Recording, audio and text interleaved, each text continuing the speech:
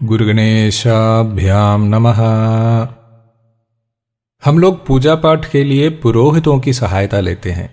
उनको विधि और मंत्र पता है, लेकिन शिव पुराण कहता है इसके अलावा भी उनमें एक और गुण चाहिए, तभी उनके द्वारा पूजा कराने वालों को लाभ मिलेगा। पुरोहित ऐसा व्यक्ति होना चाहिए जिन्होंने 12 लाख गायत्री मंत्र का जाप किया हो, कम से कम 1 लाख। उससे नीचे है तो पौरोहित वो नहीं करें। लक्ष 12 युक्तस्तु पूर्ण ब्राह्मण ईरितः गायत्रिया लक्षहीनम तो वेद कार्य न योजयेत। ऐसा क्यों? गायत्री किसका मंत्र है? सूर्य देव का। सूर्य में क्या है? अग्नि। अग्नि से क्या होता है? अग्नि से कोई भी वस्तु पवित्र हो जाता है। सोने को शुद्ध कैसे करते हैं? उसे पिघलाकर। पानी को पीने योग्य कैसे करते हैं? उसे उबालकर। जैसे गायत्री मंत्र का जाप करते जाएंगे, तन मन और आत्मा पवित्र होते जाएंगे। अध्यात्म में आगे बढ़ने के लिए पवित्रता बहुत ही जरूरी है। आप कहीं जा रहे हो, आपके साथ जो चलता है वो अगर शुद्ध नहीं है तो आपको भी नुकसान होगा ना। मान लीजिए उसे सर्दी जुकाम है, आपको भी हो सकता है। इसी प्रकार अध्यात्म में पंडित जी, पुरोहित आपके साथ चलने वाले हैं, उनका भी पवित्र होना जरूरी है। हम रोग मुक्ति के लिए डॉक्टर के पास जाते हैं। डॉक्टर खुद किसी सांक्रमिक रोग से ग्रस्त बैठा है तो वो आपको भी दे देगा। यहां पर भी यही बात है। अध्यात्म में सिर्फ उन लोगों से संपर्क बनाइए जो स्वयं इन सब चीजों के प्रति जागरूक हो और अपनी पवित्रता के ऊपर ध्यान रखता हो। पहले आश्रम की व्यवस्था थी, ब्रह्मचर्य, गृहस्थ, वानप्रस्थ और संन्यास। ब्रह्मचर्य में आप क्या करते हो?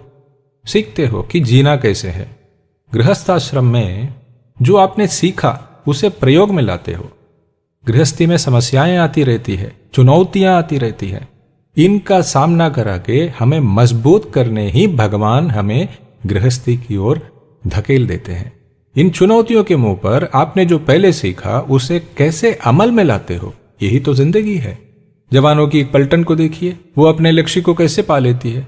क्योंकि उनका प्रशिक्षण हुआ है और वे उसके अनुसार चलते हैं। पलटन के सदस्य अगर मनमानी करने लगेंगे तो क्या होगा? तो यहां भी ब्रह्मचर्य आश्रम में जो सिखाया गया उसी के अनुसार चलना है, तब जाकर प्रगति होगी। इससे क्या होगा? अनुभव मिलेगा। अनुभवी व्यक्ति ही ताकतवर होगा। किसी भी आपत्ति में हम पुलिस को क्यों बुलाते हैं? वे भी आदमी लोग ही तो हैं, हमारे जैसे। वे हमसे अलग कैसे कर पाते हैं? क्योंकि उनका प्रशिक्षण हुआ है और वे अनुभवी हैं। जैसे हम क्षुब्ध और उत्तेजित हो जाते हैं, दबाव में आते हैं, आयास में आते हैं, वैसे वे नहीं करते। ये अनुभव की शक्ति है जो चुनौतियों का सामना करने से मिलता है।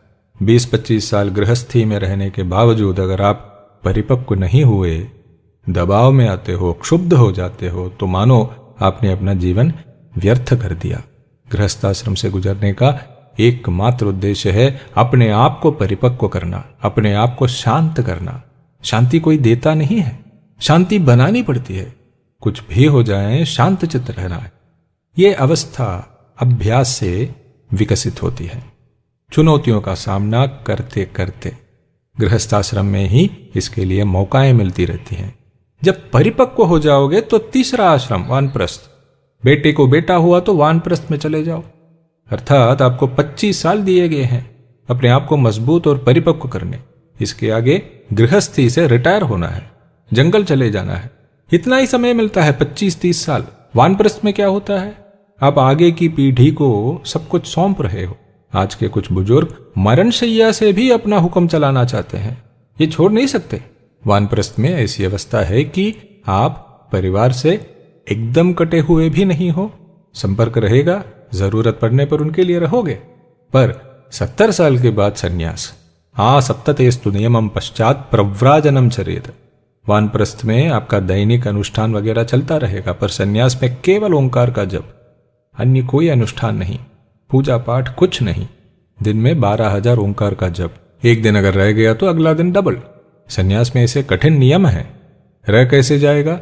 कभी स्वास्थ्य ने साथ नहीं दिया, कभी आंधी तूफान आया, नहीं तो सन्यासी को ओंकार जाप के अलावा कोई कार्य ही नहीं है। शिव पुराण कहता है जो सन्यास आश्रम में रहकर उसके नियमों का पालन नहीं करेगा वो रौरव नामक नरक में चला जाएगा। शिवाय नमः।